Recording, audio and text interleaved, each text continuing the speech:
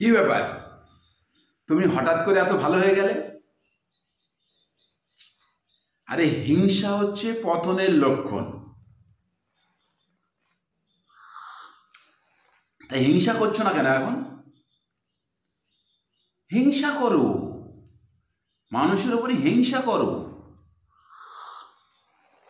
তবেই তো পতন হবে। হিংসা না করলে পতন হবে না। এত বাড়াবাড়ি থাকলে ভাল লাগে? একটু নিচে নামতে হবে, একটু নিচে, তবেই ভাল লাগে। হিংসা না করলে মানুষের উপরে, তাহলে ভালোবাসা থাকলো কি করে? ভালোবাসা থাকলে একটু হিংসা রাখতে হয়, তবেই তো পতনটা হবে। হিংসা রাখো, তবে উন্নতি হবে। এই চা খাবে? এই না না, ও চা খাবে না, ও চা খেয়ে এসছে। চা খেয়ে এসছে ও, এই চা খেয়ে এসছে, চা খেয়ে এসছে, চা খেয়ে এসছে, চা খেয়ে এসছে। বুঝলে তো, মানুষ এখন আমরা তো মানে বিন্দাস, কিন্তু বিন্দাস থাকলে তো হবে না। হিংসা হিংসা করো, তবেই তো জায়গা একটা দাঁড়াবে।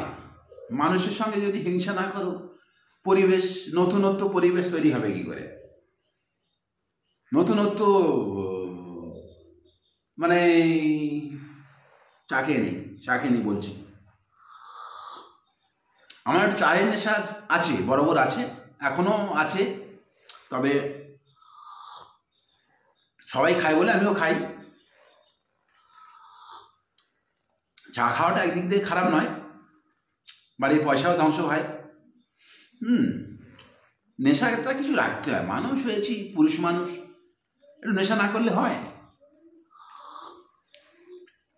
তোমার তো কোনো নেশা নেই, বেকার লোক একেবারে, তাই না? এই বেকার লোক একদম, কোনো নেশা নেই,